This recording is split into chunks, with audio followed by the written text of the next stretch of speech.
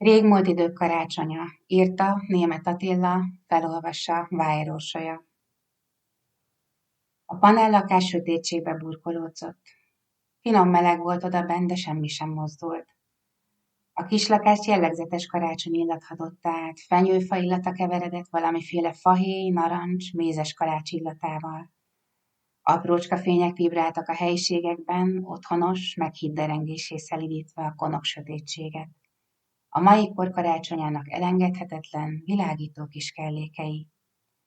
Az ablakokra tapasztott fényfigurák, a bútorokon diszkréten plissákoló elektromos gyertyamécsesek. A haloványfényben ányként kirajzolódó girlandok az ajtók keretein, és a mennyezeti almatúrákról alácsüngő, megcsillanó üveggömbök is a szenteste beköszöntét hirdették. A legnagyobb szobába lépve pedig ott állt büszkén az egyik sarokban, az ünnepi díszbe öltöztetett fenyőfa is. Vidáman csillogott, ragyogott a szoba sötétjében.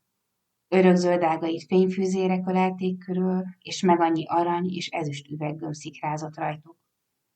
Illata és fényei szeretettel töltötték be a szobát. A fenyőfa alatt körös körül kisebb-nagyobb csomagok, díszes papírba csomagolva, masnival átkötve. Csend volt. Néha ugyan a szomszédoktól áthallatszott egy-egy halkis nevetés, gyermeklárma, de egyébként a lakásban semmi sem mozdult. Csak a falon egy falióra méricskélte az időt vágyattan, tiktakkolva. Az ablak előtt a függöny mögött két árnyalak sejlik. Az egyik kisebb és az ablak párkányán üldögél, a másik két lábával a parkettán áll, magas és szikár.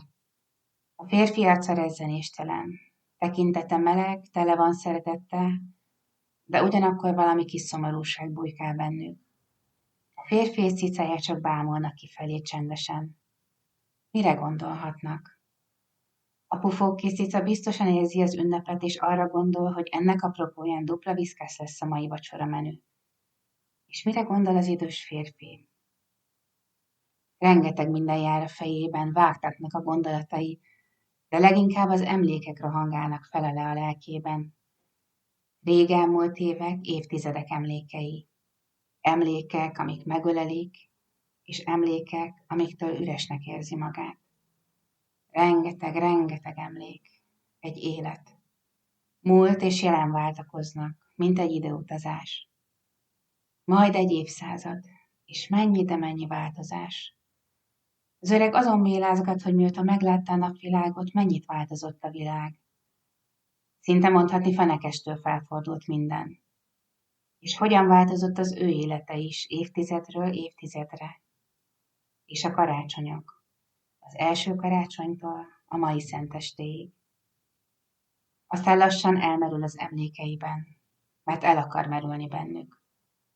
Tekintete az utca forgatagáról lassan az égbolt sötétjére réved, és a csillagok közt hazaindul. Haza.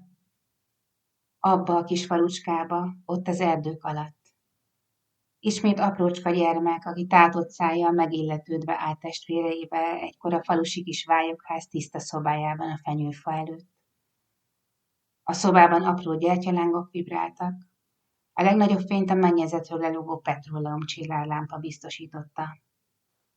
A fenyőfát kézzel készített szalma és fadíszek, valamint szintén kézzel készített papírba csomagolt szaloncukrok öltöztették ünnepi ruhába. Ajándékok, játékok sem igazán voltak a fa alatt. Ha néha volt is valami, azt szülei készítették nagy buzgalommal évközben. Ilyenekre emlékezett, hogy fakiskocsi, ronybabák, fasíp, vadgesztenyéből és magból készült apró figurák. De az időtájt nem is ezek voltak a fontosak. A legnagyobb karácsonyi boldogság és ajándék a család és az együtt töltött idő volt. Amikor szüleivel és 8 testvérével körülülhették az ünnepi asztalt, és finom kis disznóságok kerülhettek az asztalra bővelkedve. A gyerekek tejet vagy vizet ittak, a felnőttek bort és pálinkát. És minden olyan meghitt és jó volt, szeretetteljes. Vacsora után pedig ők, gyerekek, csintalankodni, játszani kezdtek. Szüleik pedig egy-egy pohár borral a kezükben, csillogó szemekkel nézték boldogságukat. Ilyenkorként mindig farkasordító hideg volt. A szántóföldeket, erdőket méteres hótakaró borította. A jeges északi szél végigkergette a havat a mezőkön, és lerázta a fák ágairól, megszabadítva őket a tehertől. Általában karácsonykor is szakadt a hó, vagy éppen szikrázott a hótakaró és a jég a csillagok fényében. Igazi, ma már elképzelhetetlen csend borult a tájra, és a kis falucskára is. Valóban úgy érezhette az ember, mintha a nagy Isten szent kegyelme súgna, szállna itt a földön. A házikó kémjei lostán füstölögtek, odapent pedig jó meleget csináltak a kályhákban lobogó vörös lőlányelvek. Minden olyan meghitt, csendes és békés volt. A falu népének apraja nagyja egyként zsúfolódott be az Isten házába egy közös imádságra, és emlékezni Jézus születésére. Ilyenkor a kisgyerekek eljátszották a betlehemi születéstörténetet mindenki nagy örömére, mert a gyerekek már akkor is tündériek voltak ebben a szerepben. Teljes szívükből hittek. Megingathatatlan hitük volt Krisztusban és Istenben. Lelkük vágyta a hit kenyerét, és ez a hit tette teljessé a karácsonyukat. Az idős ember most halványan elmosolyodott, de ott maradt még abban a nagyon távoli régmúltban. Szívét, lelkét áthatotta a megnyugvás, a békesség érzése. Aztán az emlékek megsárgult celluloidján tovább peregtek az események a férfi lelkében. Aprócska gyermekből fiatal felnőtté cseperedtek testvéreivel, és a szülői házban egyre zsugorodott a család. A testvérek egyre mással hagyták el a puha meleg fészket, és raktak sajátot. Volt, aki a faluban maradt, volt, aki egy kicsivel odébb a szomszéd faluba költözött. De volt olyan is, aki felmerészkedett a nagyvárosba. Saját családokat alapítottak, és a karácsonyok megváltoztak. Akkor volt a legjobb, amikor mindenki haza tudott jönni, és alig féltek a kis házikóba. De mégis oly jó volt. Az öreg ember sem emlékezett rá, hogy mikor is lopakodott be az életébe az első igazi, nagy változás, amikor csendesen, de mégis gyökeresen változott meg minden. A férfi is akkor költözött a városba, albérletben lakott, és eleinte hétvégente, majd már csak havonta járt haza. Mivel a testvérek szétszórodtak, mint pittpang pihéj a szélben, sajnos egyre ritkultak a szülői házban együtt otthon töltött karácsonyok. Majd már csak a szemnészebb karácsonyi képeslapok idézték fel a régen nagy családként együtt megélt karácsonyok halványodó meghittségét. Az idős férfi még egy pillanatig megállt gondolatban a kisfalu határán. Tekintetét végighordozta havas, füstölgő kéményű kis házikókon. Aztán a szülői házat látta csillogni a csillagok fényében. Pici ablakaiból narancsvörös, meghitt meleg fény terengett. Aztán drága szüleit látta, ahogyan átölelik egymást, és mosolyogva integetve áldott karácsonyt kívánnak neki. Hogy a könnyei fátyolozták el a képet, vagy már a hófötte táj fölött és a csillagos égbolt között száguldva az arcába csapó jeges szél miatt homályosodtak el emlékei, nem tudta volna megmondani. Lényeg, hogy újabb szép és boldog karácsonyok képei kezdtek élesen kirajzolódni elméjében. Karácsonyoké, amelyeket már feleségével szülőként élhettek meg. Az idős férfi arra gondolt, hogy gyermekként is jó volt a karácsony, de szülőként még jobb lett. Főleg a karácsonyvárás izgalma. 2 fiúk született, és a férfi imádta látni izgalmukat karácsony környékén. A szentesték várása. Nagy izgalommal töltötte el a kis családot. Napokkal előbb már a sütésfőzés anyával, a közös bevásárlások apával. A boltban kapható szaloncukrok felkötözése fonállal. Mindenki várta a fenyő feldíszítését, amit együtt csináltak. És a karácsony már ettől is szép lett. Együtt a család. Boldogan, mosolyogva ünneplőbe öltöztetni a fát. Aztán pedig egyre fokozódó izgalommal várni az estét, hogy végre besötétedjen, és kora este legyen. Először a gyerekek rakták ki a fa alá ajándékaikat, amíg a férfinak és feleségének a másik szobában kellett várakoznia. Aztán a könnyekig meghatott szülők öröme az ajándékaik fölött, és ahogyan magukhoz ölelték fiaikat. Aztán fordult a kocka, és a gyerekek várakoztak pattanásig feszült izgatottsággal a másik szobában, amíg szüleik is kihelyezték az ajándékokat. Aztán a csillogó szemű áhítat, kirobbanó öröm, és újabb ölelkezések, csókok. A fenyőfa illata akkor is belengte a lakást. A sütemények és töltött káposzta illata. A hóesés odakint, a szikrázó jeges világ, a hideg és a néptelen, csendes utcák. Nem volt autóforgalom. Csend és béke a panelházak között. A férfi gyermekei végre elszenderedtek, és ájult fáradtságban, mosollyal arcukon álmodták tovább a karácsony csodáját. A férfi feleségével együtt gondolatban a szüleikhez szálltak, és szeretettel egymás szemébe nézve imára kulcsolt kézzel adtak hálát Istennek és Jézus Krisztusnak boldogságukért, a két gyermekükért és a meghitt szép karácsony estéért. Gondtalan, csodás karácsonyok. Aztán a változás ismét valamilyen láthatatlan ányként belopódzott az életükbe. Persze az életrendje. A gyerekek felcseperedtek, kamaszodtak, és a világ ismét változásba kezdett. Államrendek váltották egymást, és hirtelen gyorsulni kezdett minden. És ami a gyerekeknek teljesen természetes volt, mint ahogyan a férfinek is természetes volt annak idején fiatal felnőttként elhagyni a szülőföldet, ez a változás most mégis váratlanul és felkészületlenül érte őt feleségével együtt. Egy nagyon, de nagyon új és más világ kezdett körvonalazódni. Minden és mindenki a helyét kereste ebben az új univerzumban. A férfi nagyon nehezen élte meg a változásokat, minden idegen volt a számára, és lassan az emberek is idegenné váltak egymás számára. A régi összetartozás érzése elmúlt, és mindenki már csak magával törődött. Féltette a gyerekeit. Ebben a világban már senki és semmi nem volt biztonságban. Persze a gyermekei ezt nagyon nem így látták. Élvezték az új élet technikai vívmányait, a szabados életet, a múltbéli kötöttségek feloldását, a konzervatív értékek felhigulását.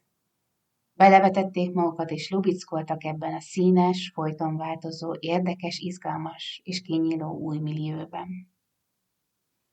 A férfi viszont elveszített valamit, talán örökre. Valamit, amit annyira szeretett. A világ egyszerűségét és az emberek jóságát, egymással törődését, és ezzel együtt a régmúlt idők karácsonyainak szentségét. Próbált alkalmazkodni, de már semmi sem volt a régi. A karácsonyok lóversennyé váltak. Egy véget nem érő rohanássá, ahol mindenki a végletekig ideges, agresszív, arrogáns. Úgy idegenekkel szemben, mint saját családtagjaikkal. Az ajándékhajházás lett a karácsony lényege, mint a ezen volna a családunk szeretete. Mintha az ajándékok értékében mérnénk az érzelmeink értékét. Hogy eléggé szeretünk-e?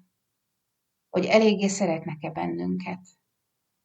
A karácsony hagyományait teljesen összekeverjük a karácsonyi népűrületekkel. Fényárba borítjuk házainkat, Mikulás mászik az ereszt csatornákon, szarvasok, szánok világítanak a családi házok udvarán, és mindent is feldíszítünk, amit csak érünk. A végletekig fokozzuk a karácsonyi hangulatot, mert úgy véljük, attól karácsony a karácsony, ha minél harsányabb, és persze a dekorációnk szebb a szomszédainkénál. Külsőség, külsőség és külsőség. De itt belül hova lett a karácsony? Teszi fel a kérdést a férfi magában. A karácsonyok igazi hangulata köddé vált. Aztán a celluloid továbbforgott a férfi fejében. Persze voltak még szép karácsonyok a fiaival, még azután is, hogy kitombolták magukat, és megállapodtak egy-egy kislány mellett. Unokák születtek, és a férfinak újra volt karácsonya. Látni az unokák boldogságát, akárcsak egykor a saját kicsi fiaiét. Csillogás, boldogság a szemekben, mosolyok, szeretetteljes ölelések. Ezt is szerette. Ez is már más volt, de máshogy jó. Lubickolni a kisunokák boldogságában. Szerencsére a család nagyon összetartó volt, és így nem voltak magányos karácsonyaik mamával. Nagymama pont ugyanolyan lelkesedéssel, izgatottsággal készült gyermekei vendégeskedéseire karácsonykor, mint egykor, amikor még kicsik voltak. Nagymama sütött, főzött, és az új őrületnek megfelelően feldíszítette az egész lakást. Már nem csak a fenyő öltözött ünnepi ruhába, hanem a teljes lakás. A férfi nem bánta. Elvégre lehet haladni a korral. A férfi pedig továbbra is szerette a karácsonyokat. A rohanás, az őrület, a csillogóbbnál csillogóbb drága ajándékok, a szinte tavaszias időjárás ellenére is. Mert odabent a szívében még mindig ünnepi díszbe tudta öltöztetni a lelkét. És amikor a gyerekek az unokákkal együtt hazamentek, és kettecsén maradtak nagymamával, igazából az volt a legjobb. Csak fogták egymás kezét szeretetben, és imádkoztak, mint egykor régen, ahogyan tanították őket, ahogyan a hitük diktálta. Nagymamával ilyenkor emlékeztek, anekdotázgodtak régen elmúlt karácsonyokról. Emlékszel arra, amikor? Kérdezgették egymástól mosolyogva, néha pedig könnyes szemmel. Imádták egymást. Egyszer, egy szép őszi napon aztán nagymama útra kelt, és itt hagyta őt egyedül ebben a világban. Istenhez költözött, és az a karácsony, az első karácsony nagymama nélkül borzasztóan fájdalmas volt. Egyedül díszítette a lakást és a kis fenyőfát is, miközben folyton elhomályosult a látása. Könnyezett, és nagyon fájt a lelkének. Valahogy minden kiüresedett. A lelke épp úgy, mint a karácsony. Magányos lett. Ez volt az első olyan karácsony, ami tényleg gyökeresen más volt, mint minden addigi. Nem szerette. És hiába jöttek menetrendszerűen gyermekei az unokákkal vendégségbe, ő teljesen máshol járt. Gondolatai akkor is, mint ahogyan ma szányra keltek, és a múlt karácsonyaiba temetkeztek. Csak nagymamára tudott gondolni. Haragudott, amiért itt hagyta. De aztán, amikor szinte észrevétlenül eltűnt a kis szoba csendjében, otthagyva a vendégeket a másik szobában és a konyhában, az egyik imádott menye utána osont. Leült mellé a kanapéra, és megfogta a férfi munkától kérges kezeit. A lány keze puha volt és meleg. Egymás szemébe néztek, és a férfi csendesen könnyezett. A lány szemeiben is könnyek csillantak, de így szólt. Tudom, hogy hiányzik, suttogta. Tudom, nagypapa. De biztos vagyok benne, hogy ő most itt van velünk. És szomorú, amiért te szomorú vagy. Ő már Istennél van a legcsodálatosabb boldogságban, nem haragudhatsz rá ezért. Egyszer majd újra találkoztok, de neked még itt van dolgod, nagypapi. Szükségünk van rád. A fiaidnak, nekünk a menyeidnek és a kisunokáidnak is. Nagymama mindannyiunknak hiányzik, de hiszem, hogy minden nap velünk van. Mert emlékszünk rá, beszélünk róla. És most is velünk ünnepel. Kérlek, nagypapa, ünnepelj velünk, vele, kérlek. Tegyük széppé ezt a karácsonyt is. És finom, puha kezével végig ismított a férfi, könnyeztette a ráncoktól barázdált arcán. A férfi pedig zokogott, és kiürítette lelke minden fájdalmát. Kicsit később együtt csatlakoztak ismét az ünneplőkhöz, és szavak nélkül is tudta mindenki, hogy végül ez a karácsony is szép lesz. Emlék mindnyájuk lelkében. Ennek már 10 éve, és a karácsonyok azóta is szépek. A férfi most ott áll az ablak előtt, és tekintete a csillagokból ismét az utca forgatagára vándorol. Most, mintha mérséklődött volna a forgalom, és ritkult volna az ember áradat is. Lassan hazatérnek az emberek az otthonaikba, és ünnepelnek. Szenteste van, és a világ összes felfordulása ellenére a férfi szívében szeretet van. Várja a gyermekeit, az imádott menyeit, a már felnőtt kicsinek semmiképpen nem mondható unokáit. Készült, mint mindig. Nagymama útmutatásai alapján feldíszítette a lakást, és ünneplőbe öltöztette a karácsonyfát. Gondosan becsomagolta az ajándékokat. Mert bizony szoktak beszélgetni nagymamával, mert ő tényleg mindig vele van, mert így kerek a világ. A karácsony pedig mindig karácsony marad, a legszebb ünnep a férfi lelkében, mert a szeretetről, összetartozásról, a jóságról suttog, Isten szent kegyelméből.